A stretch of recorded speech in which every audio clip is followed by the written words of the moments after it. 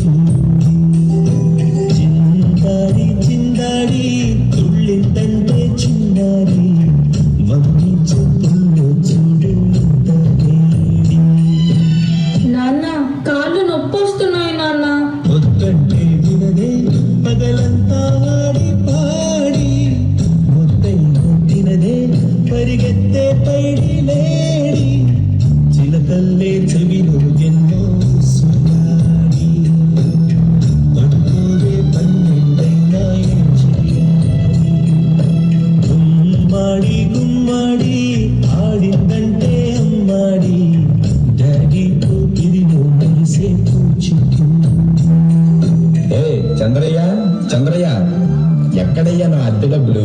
6 నెలల నుండి అడుగుతున్నాను, ఈ రోజుకి ఇంకా ఇవ్వలేదు. ఇలా అయితే ఉండద్దయ్యా. నా ఇల్లు ఇప్పుడే ఈ క్షణమే ఖాళీ చేసి వెళ్ళిపోండి. కొంచెం చిన్నగా మాట్లాడండి అయ్యా. లోపల నా కూతురు నిద్ర పడుతుంది, విన్నదంటే బాధపడుతుంది. ఎలాగైనా 2 రోజులు డబ్బులు కట్టేస్తున్నాయా? ఏంటి చిన్నగా మాట్లాడాలా? అద్దె కట్టడం చేత కాదు కానీ కూతురు ముందు పరువు కావాల్సి వచ్చిందా? రేపటి కల్లా నా అద్దె డబ్బులు నాకు ఇవ్వకపోతే ఇంట్లో ఒక్క సామాను కూడా ఉండేవు. ఏమైంది నాన్న? ఏం లేదమ్మా, పద పడుకుందాం. నేను మొత్తం విన్నాను నాన్న, నువ్వేం బాధపడకు నాన్న. నేను బాగా చదువుకొని ఒక మంచి ఉద్యోగం చేస్తాను. మనమే ఒక మంచి ఇల్లు కట్టుకొని ఆనందంగా ఉందాం. అప్పుడు ఎవరికి డబ్బులు ఇవ్వాల్సిన అవసరం లేదు కదా. నువ్వేం బాధపడకు నాన్న. ఎన్నెన్నో ఆశలతో పెంచానమ్మ గుండెల్లో,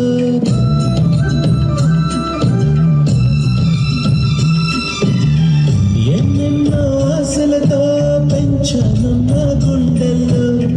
నువ్వే నా కలలన్నీ పెంచావే నీ కన్నుల్లో. నా తల్లివి నువ్వు, నీ తండ్రిని నేను, ఎవరినెవరు లాలిస్తున్నారు. ఏమైంది నాన్న? డాన్స్ చెయ్యి నాన్న. చిత్రంగా చూస్తుంటే నీ పొంగిందే ఆ చుట్టూలో కావాలి. ఏంటది? నా పర్సనల్. నీకు పర్సనలా? అవును డాడీ. నీకు పర్సనలా? ఏది ఇవ్వు, ఇవ్వు. మా నాన్న చాలా మంచివాడు. మా నాన్న అందరికంటే చాలా అందంగా ఉంటాడు. చాలా తెలివైన వాడు. మా నాన్నే నాకు హీరో. నన్ను బాగా చూసుకుంటాడు. మా నాన్న చాలా గ్రేట్. చిన్నారి తల్లి నానింగి జాబి, నీ వెన్నరంది వెలుగొందుతోంది నా గుండెలోగి.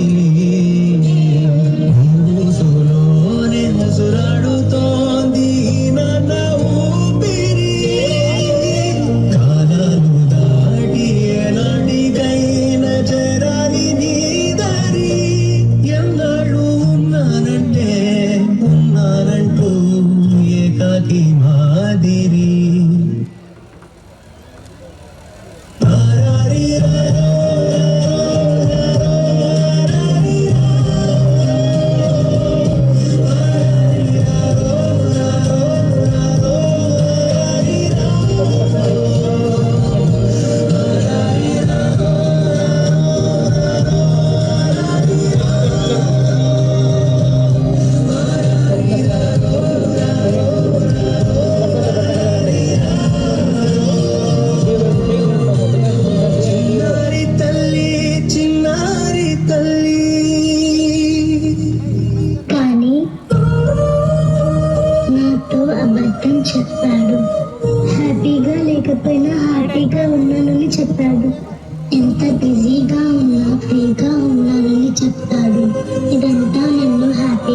ఉంచాలని అబద్ధాలు చెప్పాడు. అయినా నువ్వంటే నాకు ఇష్టం. I love you daddy. నాన్న ఎందుకో వెనకబడ్డాడు. అమ్మ 9 నెలలు మోస్తే నాన్న 25 ఏళ్ళు. రెండూ సమానమే అయినా నాన్న ఎందుకో వెనకబడ్డాడు. ఇంట్లో జీతం తీసుకోకుండా అమ్మ తన జీతం అంతా ఇంటికే ఖర్చు పెడుతూ నాన్న. ఇద్దరి శ్రమ సమానమే అయినా అమ్మ కంటే నాన్న ఎందుకో వెనకబడ్డాడు. ఏది కావాలి అంటే అది వడ్డీ పెడుతూ అమ్మ, ఏది కావాలంటే అది కొని పెడుతూ నాన్న. ఇద్దరి ప్రేమ సమానమే అయినా అమ్మకు వచ్చిన పేరు ముందు నాన్న ఎందుకో బాగా వెనకబడ్డాడు. ఫోన్లోనూ అమ్మ పేరు, దెబ్బ తగిలినప్పుడు అమ్మ అని పిలవడే, అవసరం వచ్చినప్పుడు తప్ప మిగతా అప్పుడు గుర్తురానందుకు నాన్న ఎప్పుడైనా బాధపడ్డాడు.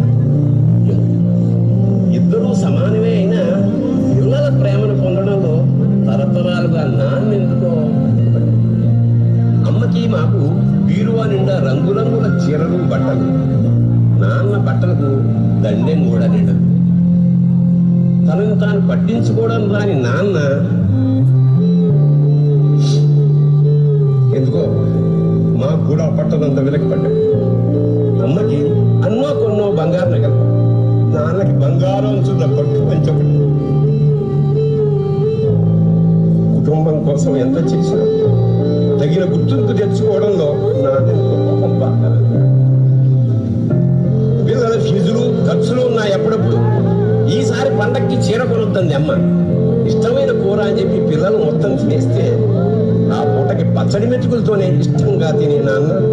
ఇద్దరి ప్రేమ ఒకటే అయినా మా అమ్మ కంటే నాన్న చాలా వెనకబడ్డాడు. వయసు మళ్ళాక అమ్మ అయితే ఇంట్లో పనికొస్తుంది. నాన్న ఎందుకు పనికిరాడని మేము తీర్మానం చేసుకున్నప్పుడు కూడా వెనకబడి నాన్నే. నాన్న ఇలా వెనకబడుకోవడానికి కారణం ఆయన మా అందరికీ వెన్నెముక కావడమే. వెన్నెముక వెనక ఉండబట్టే కదా దన్నుగా నిలబడగలుగుతున్నాం. ఇదేనేమో నాన్న వెనకబడిపోవడానికి కారణం. నాన్న, రేపు నాకు ఢిల్లీలో ఇంటర్వ్యూ ఉంది. అందులో కానీ నేను సెలెక్ట్ అవుతే 60,000 జీతం వస్తుంది. ఇక మన కష్టాలన్నీ తీరిపోతాయి. హ్యాపీగా బ్రతికేయచ్చు. నీ ప్రశ్నలు ఎవ్వరూ బదులుగా. జాగ్రత్తమ్మా, నీకోసం ఎదురు చూస్తూ ఉంటాను. త్వరగా వచ్చేవా? ఖచ్చితంగా ఆ జాబ్ ని సంపాదించి వస్తా. ఏ గాలో తరుముతుంటే అల్లరిగా. మరి నేను వెళ్ళొస్తాను నాన్న, నువ్వు జాగ్రత్తగా ఉండు. ఆగాలో లేదు తెలియదంటే చెల్లదుగా. ఈ జాబ్ నాకు చాలా అవసరం. మా నాన్న నా కోసం ఎంతో కష్టపడ్డాడు. మా నాన్నని హ్యాపీగా ఉంచాలంటే ఈ జాబ్ నాకు రావాలి. బతుకంటే అది చదువా, అనుకుంటే అది సులువా. నా బంగారు తల్లి, నేను పని చేయట్లేదు, డబ్బులకి ఇబ్బంది పడుతున్నా అని తాను జాబ్ చేస్తా అని ఇంటర్వ్యూకి వెళ్ళింది. సర్లే, నేను ఇంకా ఎన్ని రోజులు బ్రతుకుతానో కూడా తెలియదు. తనకి జాబ్ వస్తే తనే హ్యాపీగా ఉంటుంది. నా పాపకి జాబ్ వస్తుంది. దేవుడు ఉన్నారు, జాబ్ ఖచ్చితంగా వస్తుంది. ఖచ్చితంగా.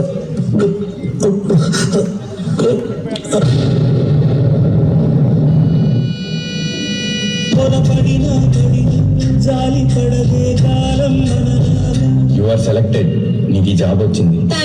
Thank you so much sir. నాకు జాబ్ వచ్చిందని తెలిస్తే మా నాన్న చాలా హ్యాపీగా ఫీల్ అవుతారు. ఇప్పుడే ఈ విషయం మా నాన్నకు చెప్పాలి. ఏంటి నాన్న ఫోన్ లిఫ్ట్ చేయట్లేదు? సరేలే, డైరెక్ట్ గా వెళ్ళి సర్ప్రైజ్ చేద్దాం. ఆయన హ్యాపీగా ఫీల్ అవ్వటం నేను కల్లారా చూడాలి. ఒక నిమిషం ఆగిపోయేను వచ్చేనా.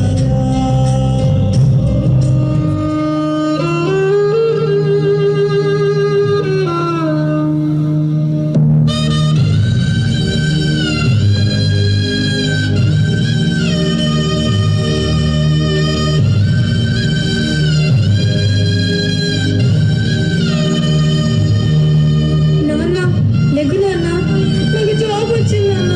హ్యాపీగా బతికేచ్చు నాన్న. నాన్న లేకు నాన్న,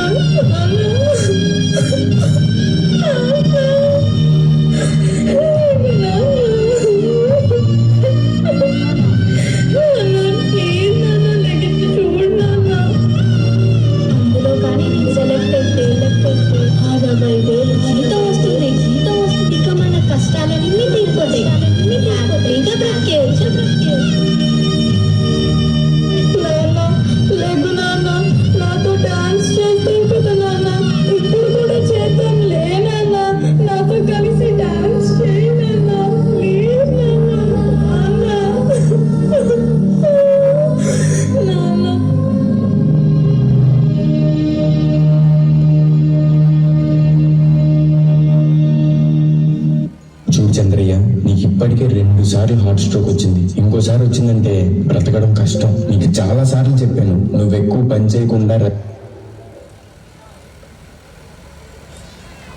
బరువెక్కిన హృదయాలు ఒక్కసారి గట్టిగా చప్పట్ల ద్వారా చిన్నారులను ఆశీర్వదిస్తారని, తండ్రి అంటే ఇలా ఉంటాడు, తండ్రి గొప్పదనాన్ని